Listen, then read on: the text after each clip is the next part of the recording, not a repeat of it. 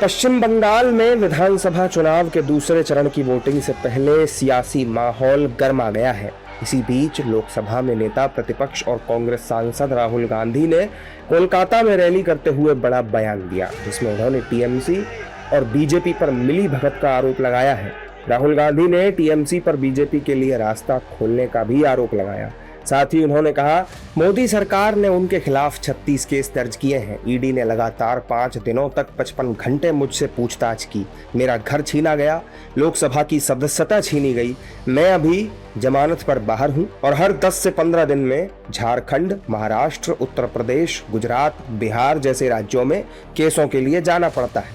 ममता बनर्जी पर कितने केस हैं? ईडी ने उनसे कितने घंटे पूछताछ की? सीबीआई ने उनकी जांच की? इसका कारण ये है कि ममता बीजेपी से सीधे नहीं लड़ती। चुनाव में बीजेपी उनके खिलाफ बोलती है, लेकिन जैसे ही बंगाल चुनाव खत्म होंगे, मोदी ममता के खिलाफ एक शब्द नहीं बोलेंगे। अगर कानून सबके लिए बराबर है, तो फिर ममता बनर्जी और उनके नेताओं के खिलाफ जांच क्यों नहीं हो रही? राहुल गांधी के आरोप के बाद अब सियासी माहौल गर्मा चुका है। बीजेपी और उसके सहयोगी दलों के नेताओं ने राहुल गांधी पर तीखा हमला किया। उन्होंने कहा कि राहुल गांधी क्या साबित करना चाहते हैं। भारत की संवैधानिक संस्थाओं पर इस तरह की टिप्पणी ठीक नहीं है। बेबुनियाद आरोप लगा रहे हैं राहुल जी। कानून सबके लिए समान होता है और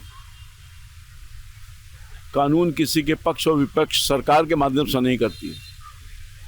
वो जो कानून के नज़र में जो उचित हुआ वो कार्रवाई किया, पूछताछ किया। राहुल गांधी जी, आप ये कह के क्या कहना चाहते हैं? हम आपसे जानना चाहते हैं, पब्लिक में क्या संदेश देना चाहते हैं? आप पक्षनाथ हैं।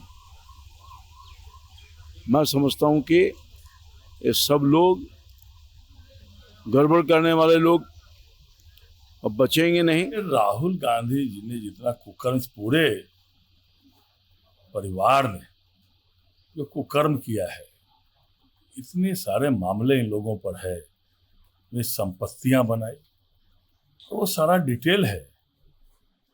तो स्वाभाविक है, आप कानून तोड़िएगा तो आप पर तो होगा ही होगा मुकदमा।